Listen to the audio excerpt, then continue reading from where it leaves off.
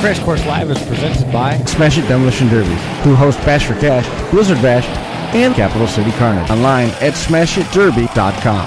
And Stirring Dirt Racing, host of Maymania's team show at the Golden Spike Arena in Ogden, Utah.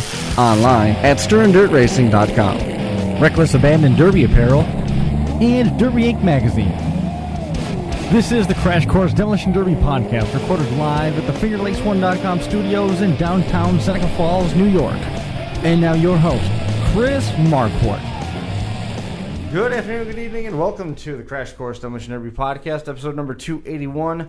On deck tonight, we appreciate all you folks tuning in to hang out with us here at the North Park building at Academy Square. Brian hanging out with us as well. Made it well ahead of time tonight. It wasn't nearly as close as it was last week. No, actually I was going to be even sooner, and I got talking to one of the assistant coaches or fellow coaches about our schedule and stuff like that, and went, well, I got to get moving. So had to brave the the downtown traffic jam that is Seneca Falls at rush hour. Made it through that all right, and here I am. Rush hour? Were you down through here during Canal Days? No. Or Independence Day weekend? No. It was even worse. It was rough. Well, I haven't gone to that in years. I'm not a big fan of being out and about in Seneca County anymore. Why is that? Well, with my job and all, I get to see enough of those people at work. I don't want to see them, hanging out in public. So well, I can understand. I can understand like going to like the fairs and carnivals and stuff like that, and being like, "Hey, am I still going to see you this weekend?"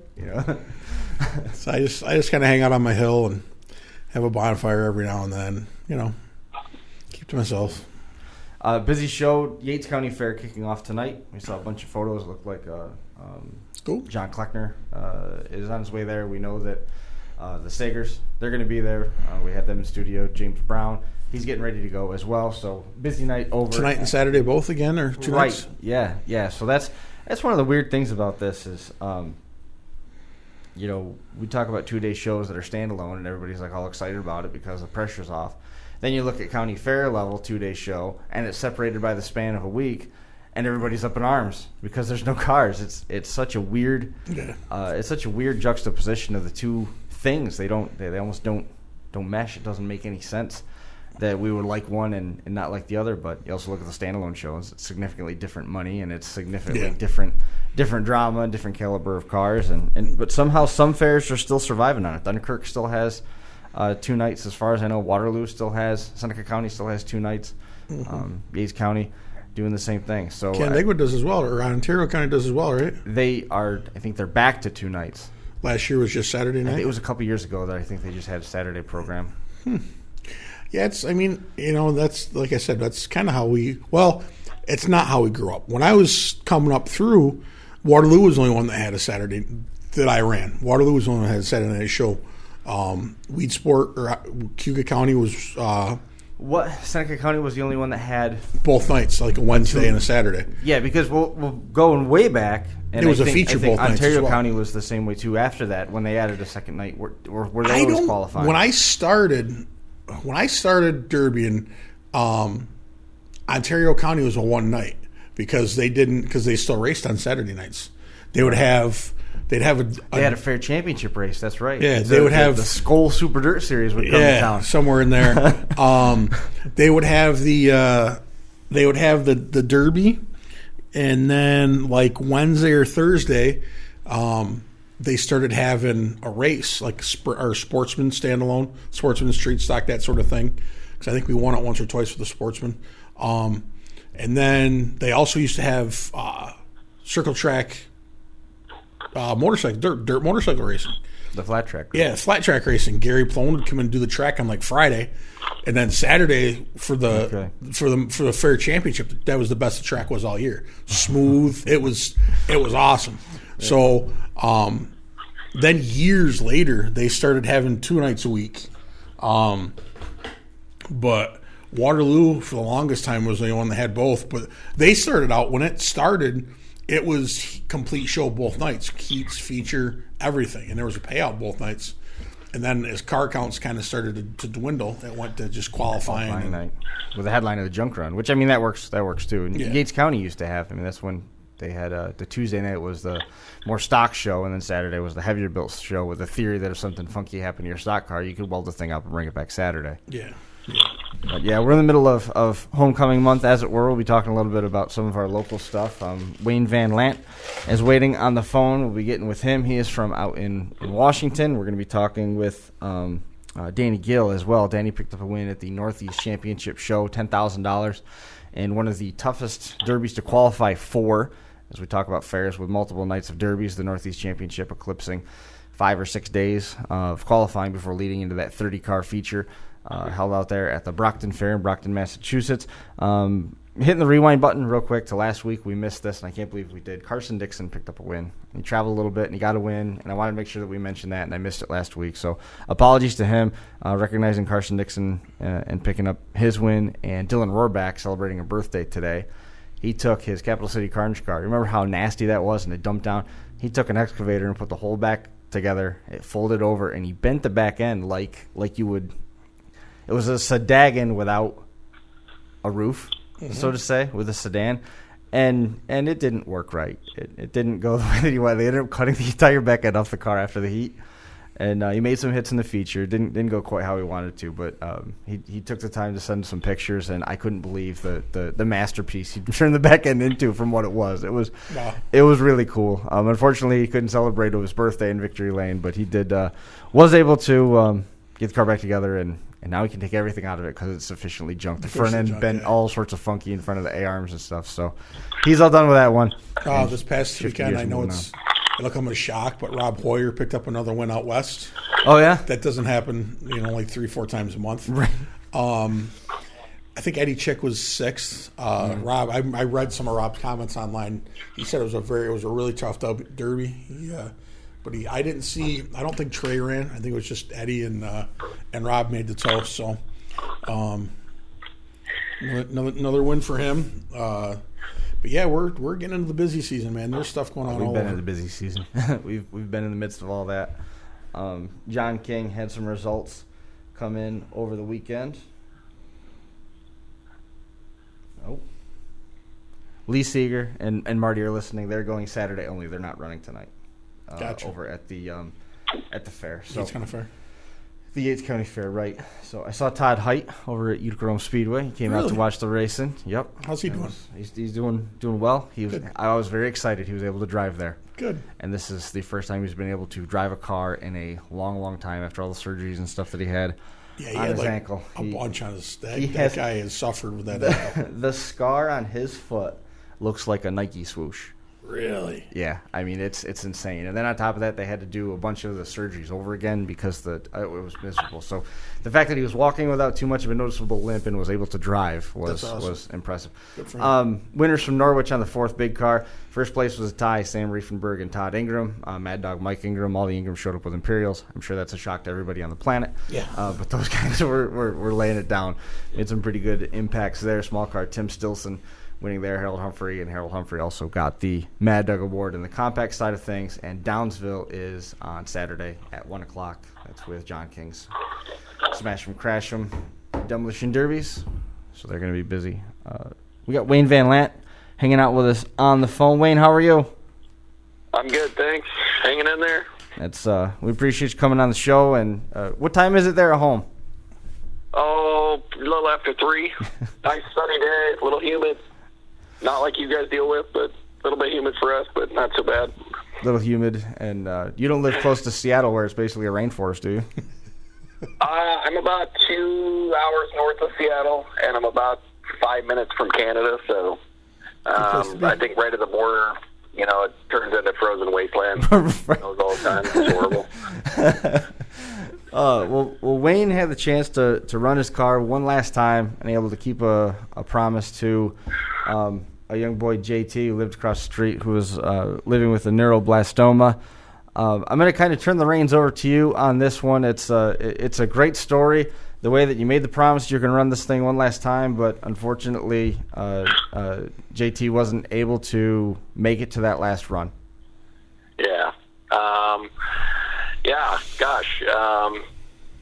Where to start is JT, 7-year-old kid, my son's best friend on the planet. moved in the street about 4 years ago, almost 5 years ago. My son and him their birthdays are 4 days apart, and they've shared birthdays since they've lived next door. And 3 years ago now, he was diagnosed with neuroblastoma, which is not curable. There's some treatment options, but not curable.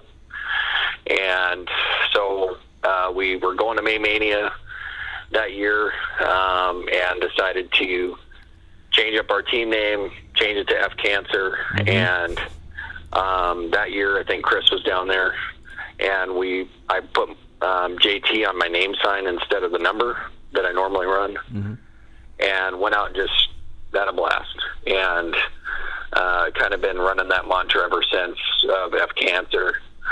And went to May Mania this year. My teammate kind of totally screwed the pooch and didn't go. But you know what? You go. You can't be intimidated. You still run.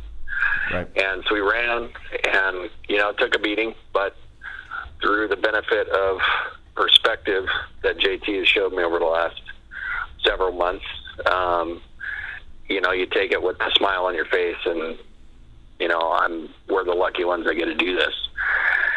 And got home from May Mania, and we're kind of looking through the pictures with him on the couch, which is pretty important to him. And that's kind of when things were starting to take a turn. And I made a promise to him at that point when we're looking through pictures that I was going to run the car again. And I was going to run it on July 4th. And through that process of looking through the pictures, I was like, hey, reached out to some guys to try to get some special things for JT to kind of let him be a kid and not kind of forget the fight for a little bit. And, Josh helped me. Chris, I know you were involved at Brewster from JMW. RC Cars made a killer RC Derby car and sent it to him, which that kid was in heaven driving that thing. Also, Johnny Gulo at Stern Dirt reached out to them, and they cut out JT his own Mad Dog trophy. And when I presented that to him, when it came, I was like, this is almost more important than wins, because it's how hard you fight. And so at that point, JT's like, you're ready to run your car again. He's like, you should go for Mad Dog every time out. And I was like, all right, well, I'm fixing to run a Derby, so let's see what we can do. And he fixed up the May Mania car, put some plates on it, and Jeremy Pratt, who you guys have probably met at Blizzard Bash last year, was there, and we were talking and having a good time, and it was just a nice distraction from everything, because the day before JT lost his battle with cancer, and so my son and my wife and my two girls went to JT's house and spent the night with his parents, and I kind of skipped that to keep a promise to JT, and I kind of didn't know which driver was going to show up, and it's a pavement track, which thankfully we have like 5 of them here in Washington, that are, if you haven't run pavement, it's a wild experience. And I said my normal prayer before I went out and looked over at the shotgun and said, JT, we got this, let's go have some fun. And we just went out and let the motor sing and let the car do what it does, and no holding back, and ended up getting a Mad Dog, which JT really would have wanted. So pretty special night, pretty hard night. But man, I was able to get a ton of stuff out, and I'm thankful for that. So that's kind of how the night went down. The car nosed up pretty high in the front. Were you concerned at all that you'd use the car up too early and you weren't going to be able to make it far enough in? Because I mean, we've seen a bunch of times where people punch themselves out too early and they get forgotten in terms of the Mad Dog voting. Yeah, I didn't care. It was one of those things where it was just fixing the car. I just didn't have any expectations. I think the only thing I changed from May meeting was I pulled the front corner out because Derek Shelley did a nice job of pushing it back for me in May. I pulled the corner out. I put the plates on that I was allowed, and at that point, it didn't matter. It was getting so much, being able to go out there and just get so much out in one hit, 5 hits. It didn't matter. To me at that point, it was just like, hey, let's just go have fun, like Derby we used to be, and at that point, it was just, that's what it was about. And, I was lucky enough to pull home a Mad Dog, and even though I did go out early, nose the car up, bumper as high as the roof, and it'd probably still be driving, but I've had problems with caps, distributor caps this year, so. But yeah, it was one of those things that just didn't matter. It just didn't matter. How's everybody at home at this point, given the way that the cards fell? JT obviously not able to reap the benefits of his crew chiefing, telling you to go for the Mad Dog Award, and then you going out and getting it. How's your boy and the family? I mean, this is the therapeutic efforts of the Derby are one night. There's still life to come back to. Yeah. My son, I always have a thing when they're not able to go to a Derby with me. I always call them right afterwards, and I was like, hey, I know you're with the family. I'm like, just tell Austin I got my son. Just tell Austin I got the Mad Dog. And he was so excited. I could hear him screaming in the background, telling JT's mom and dad. And, came time to put the car in the driveway, and he's like, Dad, I wish you could pull it down and run it again. I'm like, well, I think I could probably build a fresh car faster. But I think it's just, it's the journey, and I think that my son and my daughter, and my wife and myself have been so involved in the journey, that it's tough, but you realize, at the end of the day, he was a 7-year-old boy that gave everything he had, and when he went out, his last thing in his mom's arms was he let out a smile before he passed, and that's the epitome of JT, of the toughness and the courage, and did it all with a smile on his face, never complained,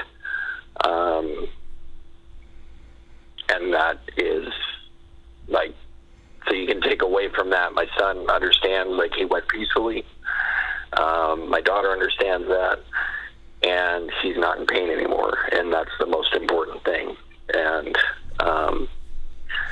so I think that is a good thing.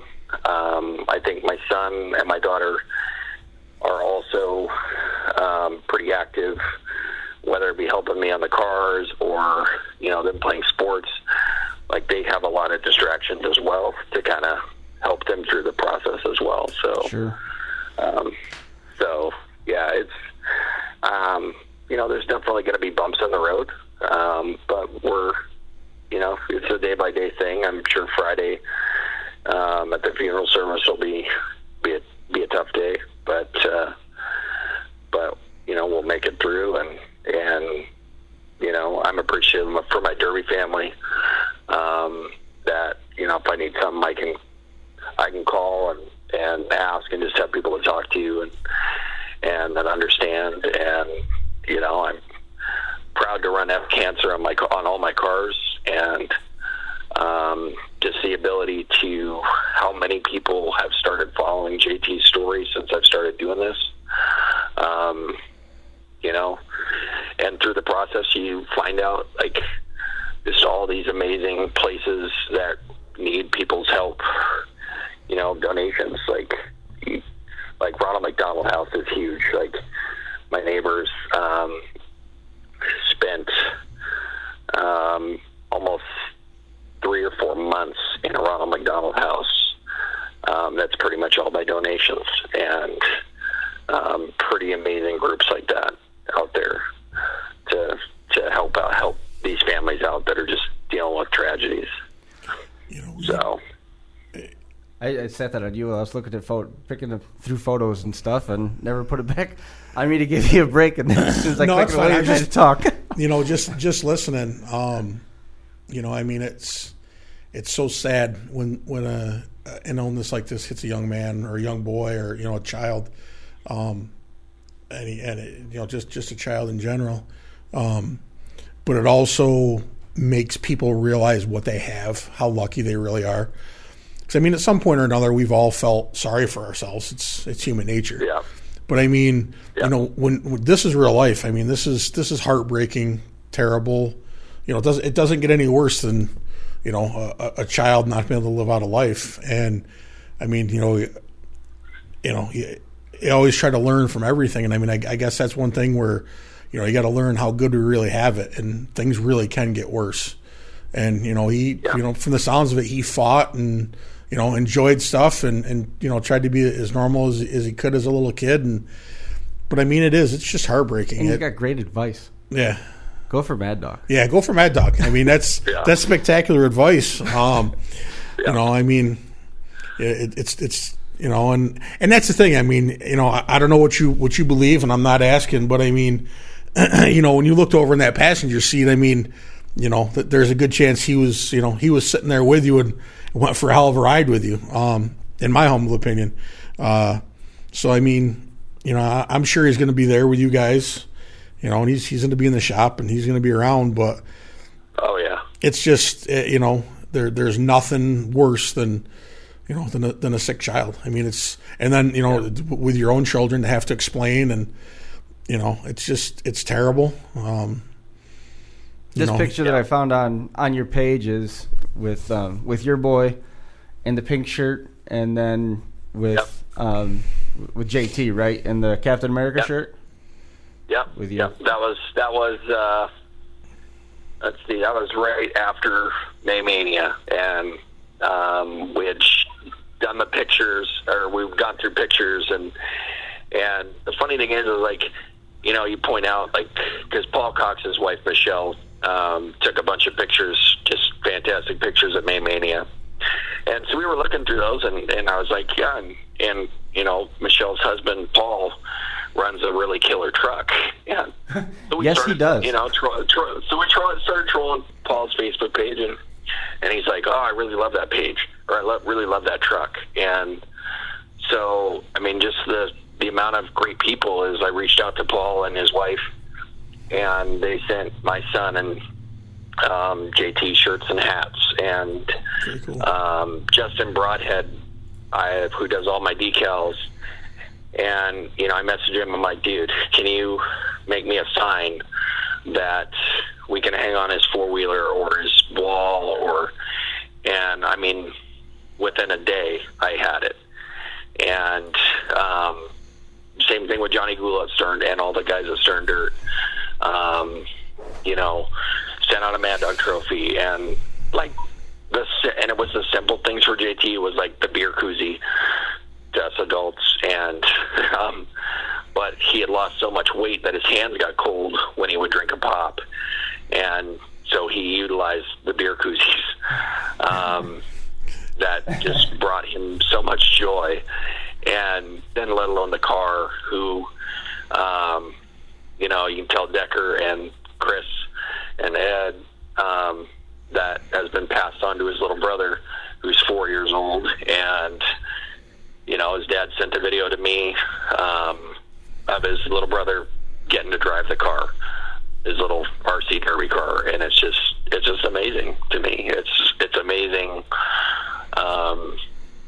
how people, some that I've never met, some that I've already met briefly, have come to help just let JT be JT and be a kid, and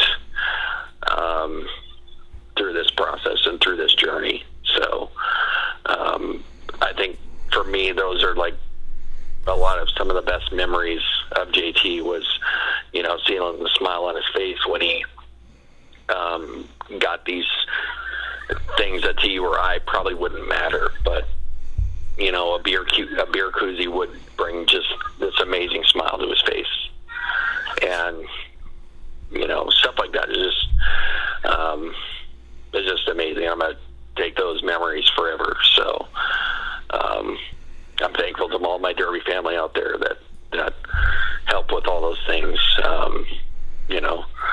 And Mad Dogs are, I'm sure the next Derby will be different, and I'll try to drive smarter than what I did. But that's, at the end of the day, sometimes it just doesn't matter, and you just go out and have fun. And I think one of the ideas that me and a couple juniors who get from here we're kind of toying with is car counts are low, and you guys face it too, and fortunately for me, where I live, we still go through about 60 or 70 small cars, trucks, and big cars, but a lot of the tracks aren't, and they're hurting, and they raise the payouts and to try to get cars, and it still doesn't happen, and so how do you do it? And so one of the ideas we're toying with is to say, let's get back to the show, and what if we paid each driver $1,000,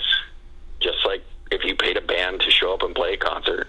Let's pay each 25 cars, you pay each driver $1,000, show up, and you're going to go for a trophy. Everybody gets paid the same, but you're going to go for a trophy. That'd be interesting. And it would be. And it's been toyed with. And to see if that changes things. If you I don't know. If you even did something as simple as everybody gets paid $1,000, and you put out there like a $500 bonus for the Mad Dog of the Night and a trophy for first place, it would be insanity. Yeah, to just drive on the track and make $1,000 or to win $1,000, that'd be impressive. I'd like that idea. It's not the first time I've heard that idea, and I think with a little bit of working in the logistics to make sure that it doesn't turn into a team derby. You know what I mean? 25 cars is going to be...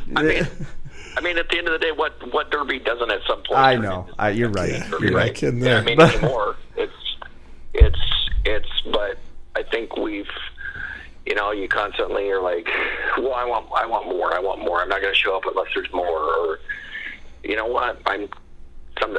Sometimes it's about perspective, and that there's fans in the seats, and how do you change that dynamic of that? And you made 5 hits, but they were 5 killer hits, right? Or what? And I think it's absolute. I think sometimes it may stop a bunch of the stuff, and just bring it back to the old days where there's not drama and the pissing contest of I've got this stuff, I've got this cool stuff, and you don't, so I'm going to win, and just keep it simple. 80s cars and simple rules, and just go have fun. I think that would be an awesome derby right here in New York.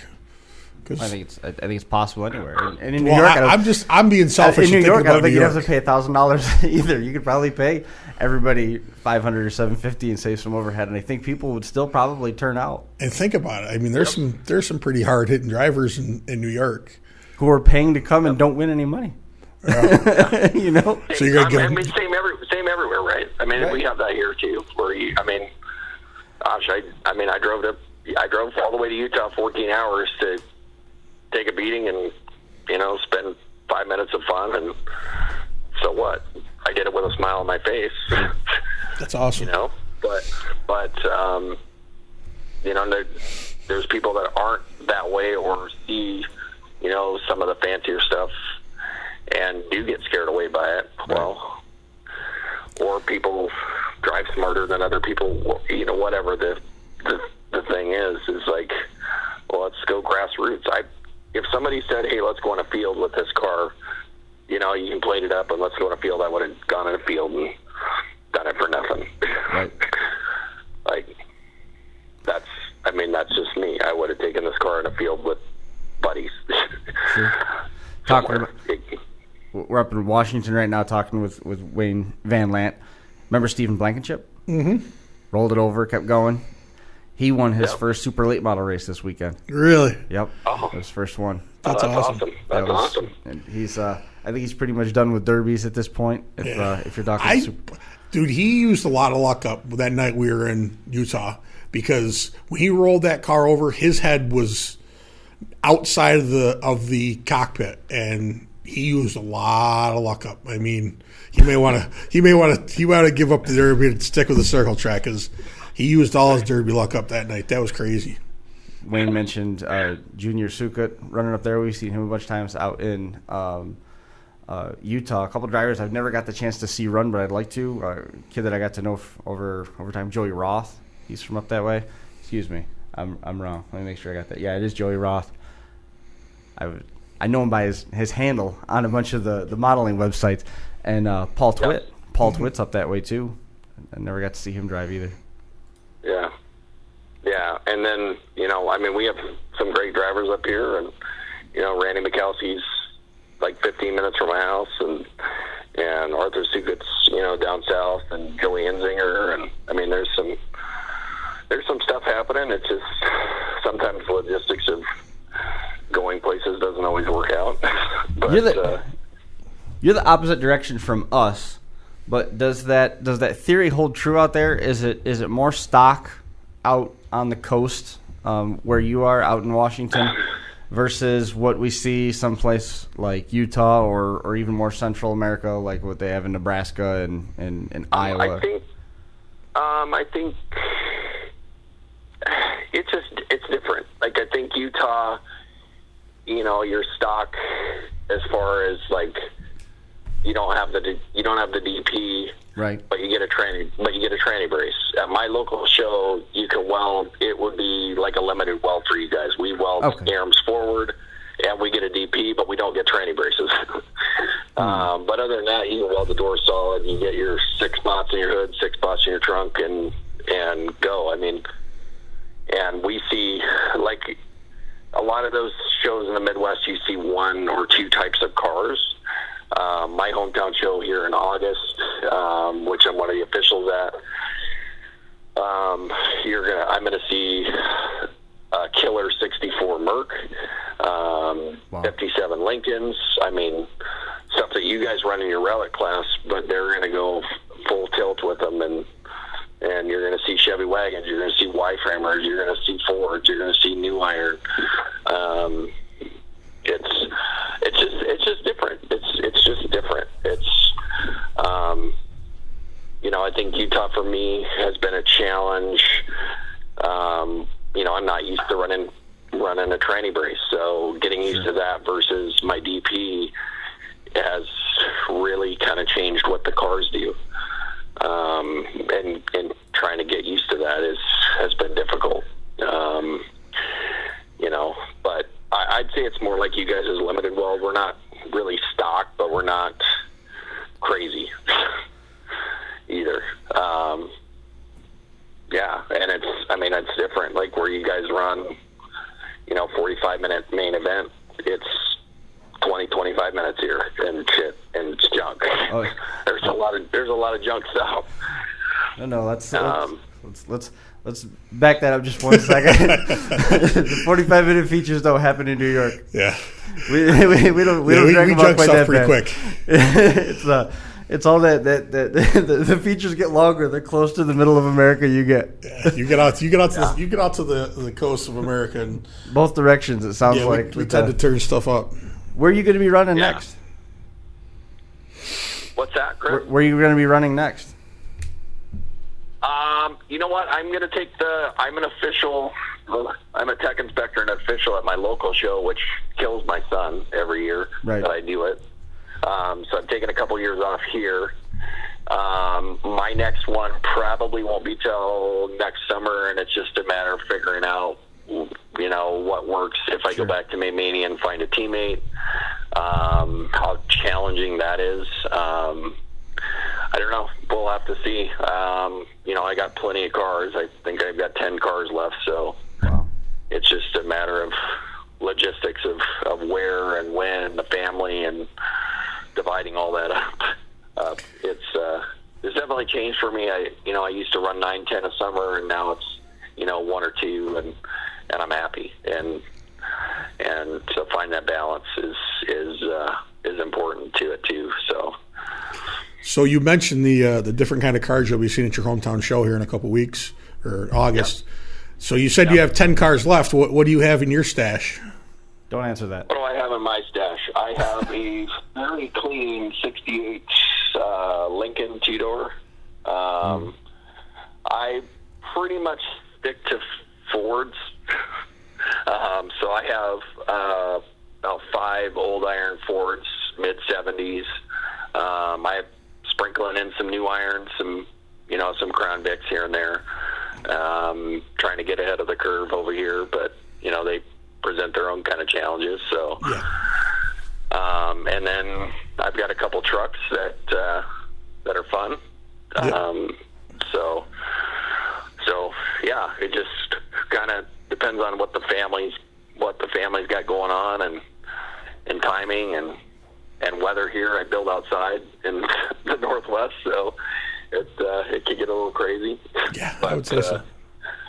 It's thankfully my neighbors are pretty cool. I live, right in town, in a small town, and in a cul-de-sac, and neighbors 10 feet away, and I build outside. So that's very cool. It can be challenging, but it's allowed me to have the neighbors come over and hang out and watch and do their thing, and come over and ask questions and take a look at the cars and stuff like that. So it's been pretty cool. That's cool. I remember. Do you remember Demolition Derby League? Yes. The DDL. Yes. I worked Yeah. Do you remember them? A little bit. Yep. I worked as an online moderator for one of the live streams from one of the derbies in Washington, and it was one of the it's one of the bigger promoters, the one that everybody watches for, and it is completely escaping me what the event was. But the mix of cars was weird. It was not your typical big show roster in terms of not the drivers, but just what they chose. Yeah. It was really neat. And I was watching cars. It's like, I have no idea how this thing's gonna bend. I have no idea what I'm looking at. How this is gonna go. And but it was cool. Yeah. That's what makes the Derby and fun, is when you see the non cookie cutter cars. Is it Kitsap? Is Kitsap out there? Yeah, and it's. I mean, that's my hometown show in a nutshell. Is you're gonna see wild to mild to county fair show stuff, but you're going to see all different types and styles of cars, and small trucks and small cars and big trucks, and it's a good time. And are you going to see mid-60s Imperials on the track with Buick Skylarks? That happened once. I think Imperials are the only cars that are kind of outlawed pretty much in Washington. I think there's only one place that lets you race them. They don't even, which I guess kind of doesn't matter. There's not that many of them over here, so. But otherwise, they pretty much let you play with whatever, and it's fun. And you can follow my Facebook page, and I'll post the link. And I think one of our club president owns an equipment dealership, and they do a live feed of the Derby from here. So. And it's a good time. It's it's not a 2-day event, but it's kind of set up that way. We run our heats at 12 o'clock in the afternoon and fix for about 4 hours, and then at 7 o'clock at night we run our consolations and our main event. That's cool. Yeah. And then back in the few thousands. I remember running down where I just ran, and Evergreen Speedway is just a phenomenal track. I remember running there the first time was 75 cars main event. Oh. Final survivor style. It was like it's a circle. There's so many cars, you go on a circle track, it's madness. And when they get down to 10, they shut it down and put you in a pit derby. It was freaking the craziest dang thing. That's wild. It's just too bad that stuff doesn't happen anymore. So I think you're onto something. I mean, it'd be outstanding if you could get some traction with that idea and maybe bring it back, at least for the folks out there in your home state of Washington.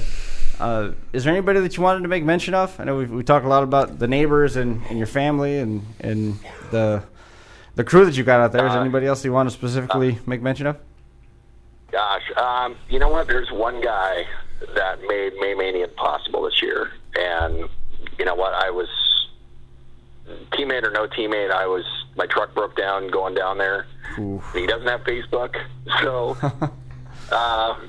he was riding with me, and we hit the first pass out of Washington, and truck went into limp mode and couldn't figure it out. And oh my gosh, we took a bunch of stuff apart.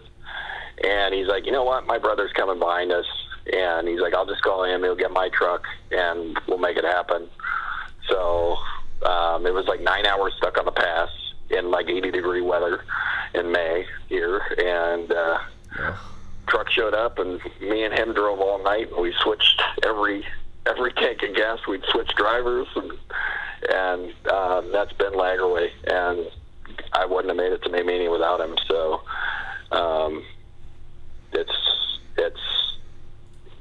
it takes an army sometimes, right?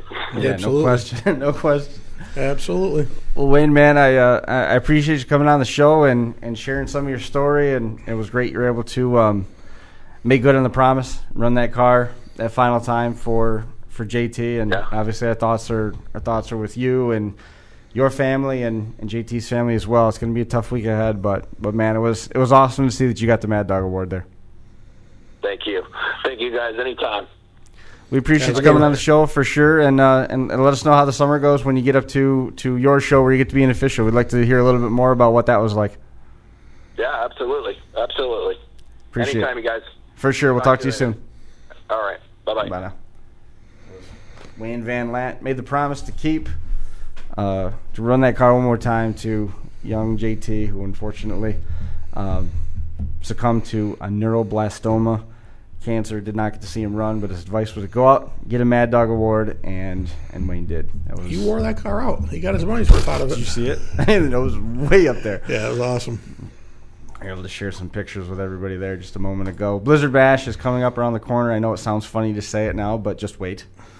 Blizzard Bash. It's going to be Wednesday night. Blizzard Bash 2019, Kansas Expo Center, Topeka, Kansas, presented by Smash Demolition Derbies. November the 6th is going to be the heat draws at 7 o'clock. November the 7th is going to be national and the qualifying team opening rounds. November the 8th will be the second round of qualifying for both the national and the qualifying bracket teams. November the 9th, the compacts and limited weld team heats are on the schedule, plus all the Team B features, the trucks and limited weld one and dones. And then Championship Sunday comes around for all of the Team A mains.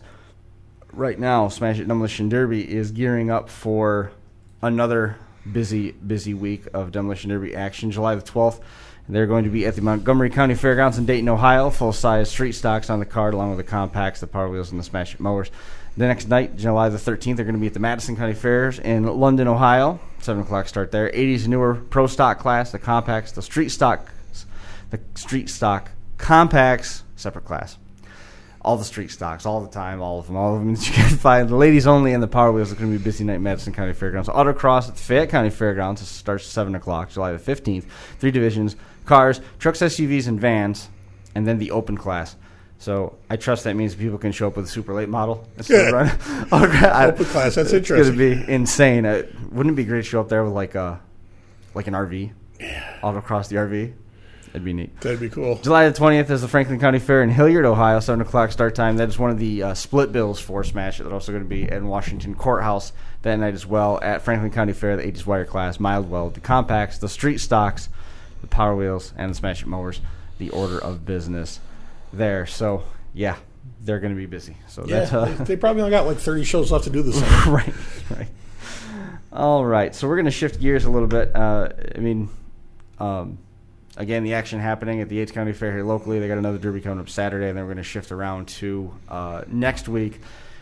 Wednesday night will be the opening round of qualifying at the Seneca County Fairgrounds. Thursday night is the ever epic RC Derby at the new location happening on the mulch surface at the 4-H Pavilion right next to the fair office.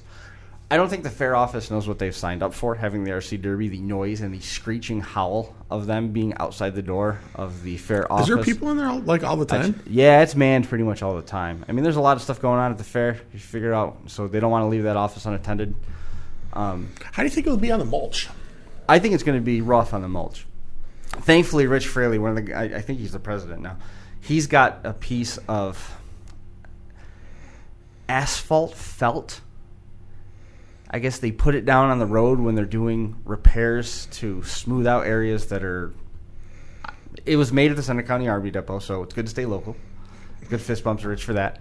And it's like a 24 by 24 square. So we're going to put that down and then put the track on top of it, put the walls on top of it. The track is being picked up Friday by Zach Herman, and he's taking that down to Yates County for their RC Derby on Saturday that Stu Ovens is putting on. And then he's going to hang on to it and bring it back to the fairgrounds on Thursday. And he doesn't know he's going to bring it back from the fairgrounds to my parents' house Thursday after the Derby's over with yet. But we'll talk to him. Found that out yet? No, we'll talk to him about that at the Derby. That's cool.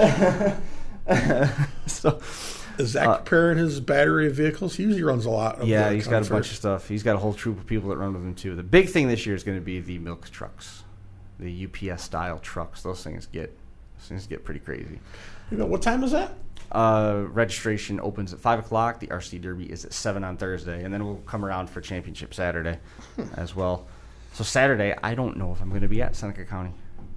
I might not be at the fair, because I've been asked to go produce the live stream at Oswego Speedway. That's interesting. I got to go to Oswego July 10th, August 3rd, and I have to go to Georgetown, Delaware with MAV TV again. Whoa. kind of cool. I'm looking forward to it. Nice. I haven't told my kids yet that I might not be going to the fair with them. Yeah, we got some family stuff going on that night, so we won't be there either. I'm sure it'll be interesting. I hate to miss it. I genuinely do hate to miss it, but can't miss a business opportunity like that. Right. That's a nice resume builder. Yeah, I was up there training. I got to run the replay machine. I am the most scared out of all of it. I was worrying about the replay machine. Danny Gill, how are you? We're doing all right. Danny Gill joining us on the phone as Brian gets his shameless plug in for McDonald's. I had to cup sideways, couldn't tell. You got to do better on your product placements. Sorry. Danny Gill is on the phone. Danny has been on a bit of a roll the last 2 years. Basically, in Al Crockett's words, he's been almost unstoppable. This year at the Northeast Championship, Danny won the Team Derby, was the last car standing in that for his team, and then turned around and won the Northeast Championship main event. Again, all this week-long event at the Brockton Fair is hosted by Woodbury Demolition Derby. So, Danny Gill, Al says you're on a roll. You're unstoppable. How's that sound to you? I mean, it sounds pretty good to hear from someone like Al, honestly. I'm kind of new around these veterans, to say, and I kind of watched him for a couple years and felt it out, and it's cool to be able to come and hang with him, even though I'm more of a stock type of guy. Well, I mean, the stock type of guy fares well at the Northeast Championship. It's not an exotic build in any way, and once you've won it once, you're in the feature as long as you want to show up. So you're joining Chuck Bucknam, Chris Woodworth, some of the guys that have really been the gold standard out there at the Brockton Fair. Now your name is right there next to them, and you've got a chance to go into that feature from now until you decide to hang up the helmet. Yeah, it's unbelievable, really. Those guys are, guys that I was sitting in the stands 6-7 years ago watching do this. So it's pretty unbelievable that happened. It hasn't even set in yet, honestly. Did you cash the check yet? Oh, of course. It's in the bank. That'll help us set in. Yeah. Oh, yeah, exactly. Yeah, the account looks good. That'll buy you an awful lot of luminos. What did you drive in the main event for the Northeast Championship? So I'm a Camry guy, and that's why I'm kind of, I say I'm the stock guy, because I don't play with motors. I buy them running, driving as cheap as I can find them. I slap a bumper, tires, a simplified harness, and a tank in, and we go have fun. So I just really like them because they just run forever, and they're good at snapping spindles on the fronts of the V8. Yes, that's it's very true. It's very true. Mm-hmm. Tell me about the feature itself. How did that play out? So actually, I popped the radiator cap off my car this morning, and I never even blew my radiator. But as we were going through there, we got down to about 10 cars, and my transmission started eating itself up, and we had some real good guys still looking real clean. You know, Crockett was one of them. We had Chris Woodworth, who's won it 3 times. His caddy was still ripping. And then we had Tom Woodbury in a W body, and that thing was still looking straight as an arrow. So I pretty much counted myself out at that point. But in the matter of a couple minutes, we got down to 4 all of a sudden. Wow. And Jake Norris had a Crown Vic, and I believe he pinched his throttle on the firewall. He said he didn't cut it just enough, I guess. And then Tom Woodbury and John Kelly actually got stuck together. Mm-hmm. So not the way I'd like to end a show, but for 10 grand, I kind of just tagged them each, and then I pulled about 30, 40 feet away and sat there knowing neither of them were going to reach me. So he did a great job of recapping that for us. Just run down again the top 4. So that was really well done, Danny. Second place was Tommy Woodbury. Tommy's still knocking on the door trying to get there. Third place rather was John Kelly, who's another guy who is very much due. And John Kelly's his past 3 years have been first place and then 2 third place the past 2 years. So he's impressive out there with that run. And Tom Woodbury is always in the top. I mean, what a good guy and builder. You know, I'm amazed he hasn't won it yet, although I can say I'm happy he didn't win it this year. Fourth place was Jake Norris. I mean, talk about a guy that is due for a win at that event. Tommy Woodbury is. Absolutely. Jake's always the first guy to help me start fixing my car after heats. Like, we went down Mini Meltdown in New York, and actually the car I won the team show with was supposed to be my Mini Meltdown ride, and I ended up taking a V6 that was built for a Stoney Roberts showdown because I didn't have time to build one. So, he's out there in the middle of in the heat out there, but before his derby, helping me put an inside tank in because I curled the back end up so much the tank was ripped open. So, I mean, he's a great guy, and honestly, if he didn't lose that throttle, I think he would have he probably would have had me. My tranny was full of some nice metal flakes. You know, that's the thing. We've talked to a lot of drivers, and it's just weird how sometimes it seems like the feature goes on forever, and then there's other times where all of a sudden it's you're down to the third, and you're going, man, how did this happen? Mm-hmm. And then that's when you really start noticing my car's running different. Man, it's not shifted quite right, and you start getting nervous because you don't want something small to take you out. You want to be able to keep battling and be there at the end. But, yeah. Would you? Yeah, we got down to the red flags there, and I'm smelling fuel. And I actually my inside tank was in my team car. I never even put it in my feature car, and I'm sitting there just shitting myself, going, "Is this me?" Yeah, that's not good. Yeah, I definitely hear you on that. Would you agree, though? In the events where we see that snap of the finger die off, places like Brookfield Wheelbase, San Filippo, Seneca County, Ontario County, Dunkirk.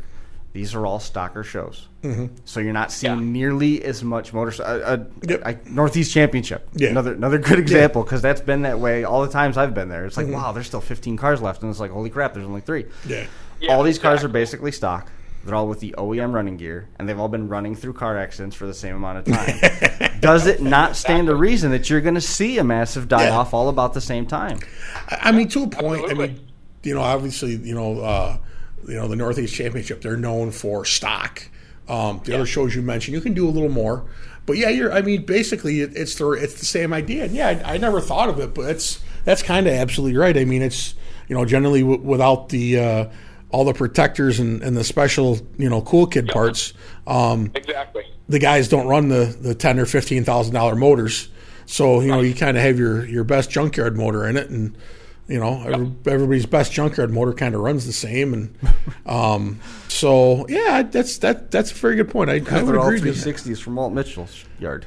Definitely a good way to look at that. See, and I guess I live in the perfect area for me because, I enjoy watching the big builds, but I do not have the time, money, or knowledge to do that. I just like driving the things, man. I've been wrecking cars since I was like 11 in my backyard, and that's what I'm about. And the building's great. I like the headers and stuff, but as far as I don't even own a welder between me and you, honestly.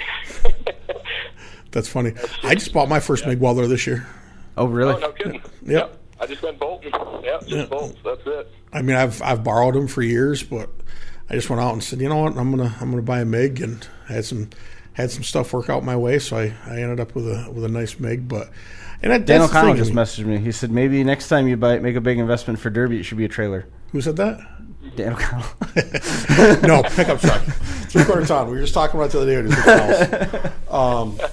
But I mean, that's stuff like that. It still makes Derby fun. I mean, like Dan said, we've said it a million times. It's great to see those heavy builds, but it's a lot of work to do it. And sometimes it's just fun to watch the stocker cars go out. And for the most part, it seems like the guys in the stocker cars run harder, which is strange. Yeah. Yeah, less worried about breaking an expensive part, maybe, Yeah, except in Topeka. Topeka, Kansas is the Derby every year that we go to, and there is the best of everything. Those guys don't really worry about breaking it. For years.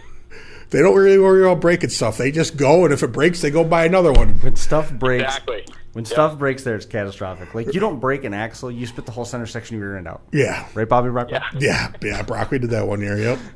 Yeah, but I'm trying to get out to Topeka myself. That show is unbelievable.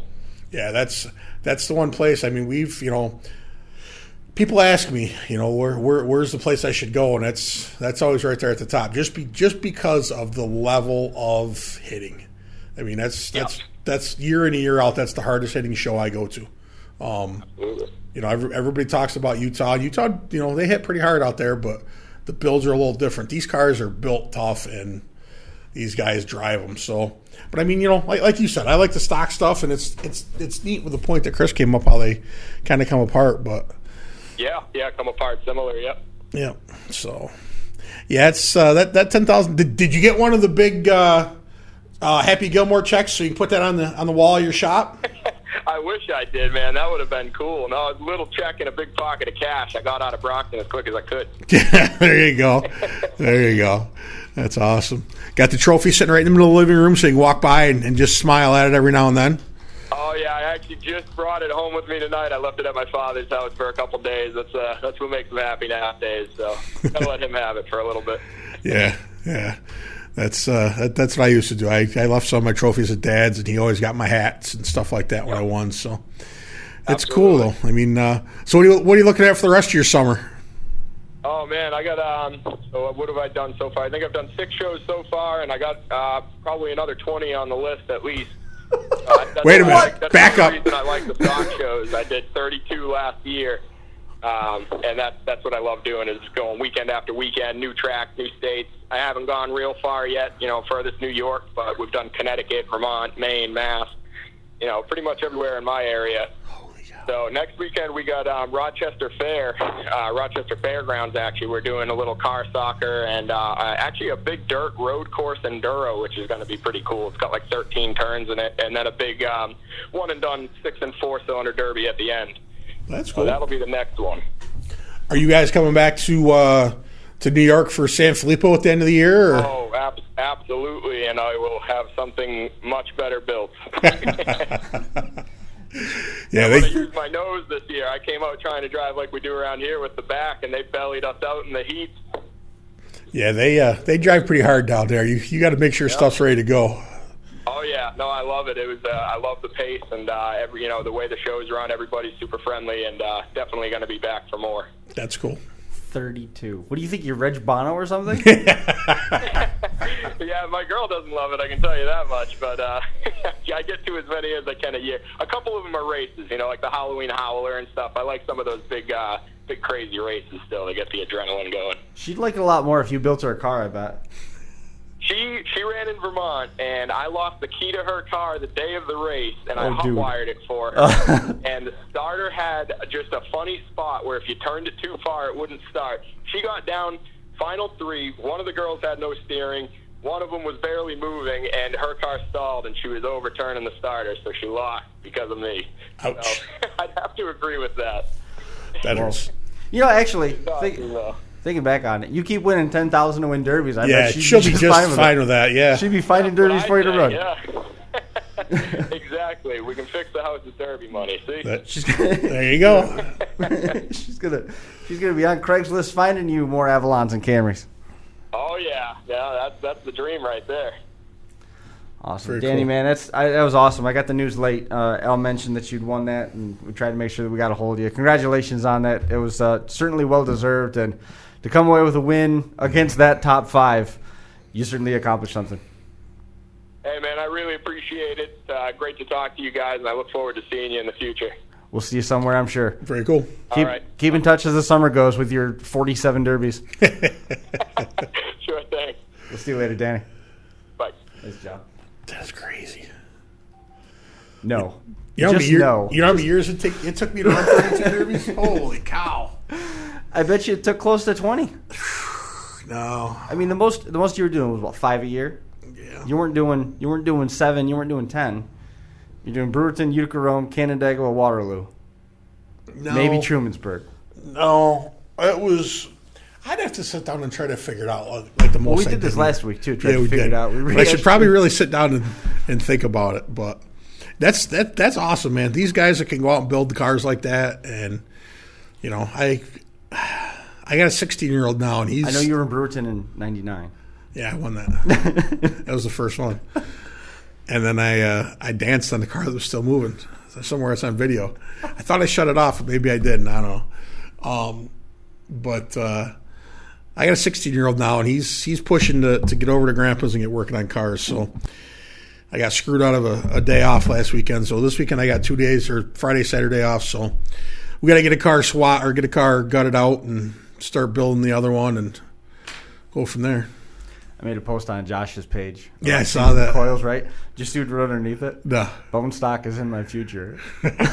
No, I don't think it is. Bone stock, that means there's no bars for this car's got to get through a couple years.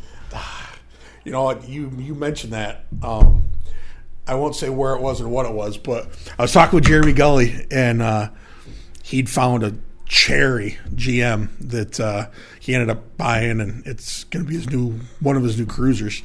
And now that the boys are older, for the longest time I couldn't buy a Derby cruiser because, you know, with car seats, and you couldn't put them right in a 70s car. Yeah. Well, they're both out of those, obviously. So I was like, man, I'd like to have, but I didn't know what I wanted. And so Jeremy and I were talking back and forth, and he sends me a picture of this car. 79-300. No, that is beautiful.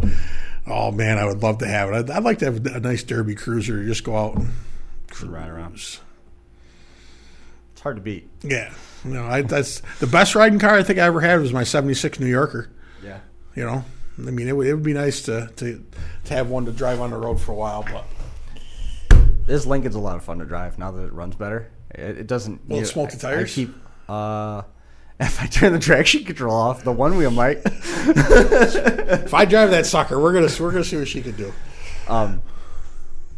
I keep waiting for it to start surging and chugging, and it's not. So hopefully the problems are behind us now on this one. It's only got 76,000 miles. You could have put the Newport on the road. I know I do. I've got a number of people, some of them that have badges. That want you to put the Newport on the road? They want me to do something with it. Yeah, Strange. I really do. And I know I've said this 1,000 times. I feel like we're turning the corner on the finance where I can put a little bit of money into it and get it to a point where we can get the thing insured and all that other stuff. And if not, I'll knock the windows out of it for you. There is a line of people waiting for that. You're in it. You're towards the front. Thanks. Did I ever tell you the story about when I convinced Josh that it was stolen? Yeah, that was That was great. fun. Poor Josh. He was freaking out. Sure he was. I even had my dad in on it. Yeah. Well, your dad's cool like that. Yep. All right. What do you think? I think we're basis? I think we're done. Sounds good to me. Still good there. Yeah, so that's going to do it for us here at the North Park Building in Academy Square. Next week we'll have a little bit deeper look into what's coming at the Yates County Fair. What happened at the Yates County Fair? What happened at the Yates County Fair? What's going on at Seneca? And what's happening at the Seneca County Fair? Maybe try and ring up Ian Doyle and see what he's doing. See if we can get him to come in since he's Defending champ. quickly tracking down his dad's win count. And there's a bunch of people knotted together with 4, and depending on who you ask, they count it differently at 5, et cetera, et cetera. So I'm pretty sure the all-time win list still resides in Chemung. yeah, it's double digits. But in the modern era, if you will, modern era of 4. So we'll have to see what Ian can do. Maybe try and track him down and get him and talk a little bit about that, and we'll get that stuff. But again, awesome to have Wayne on. Wayne Van Lant talking a little bit about keeping that promise to young JT. That's going to do it for us here. And again, this episode in JT's memory. That's going to do it for us here at the North Park Building at Academy Square. We'll see you next time.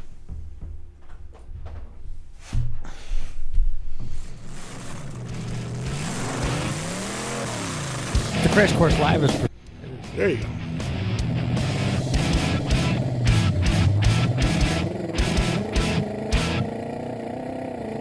The Crash Course Live is presented by Smash It Demolition Derby, who host Bash for Cash, Blizzard Bash, and Capital City Carnage. Online at smashitderby.com. And Stirring Dirt Racing, host of May Mania's team show at the Golden Spike Arena in Ogden, Utah. Online at stirringdirtracing.com. Reckless Abandon Derby Apparel, and Derby Inc. Magazine. This is the Crash Course Demolition Derby podcast, recorded live at the FingerLakes1.com studios in downtown Seneca Falls, New York.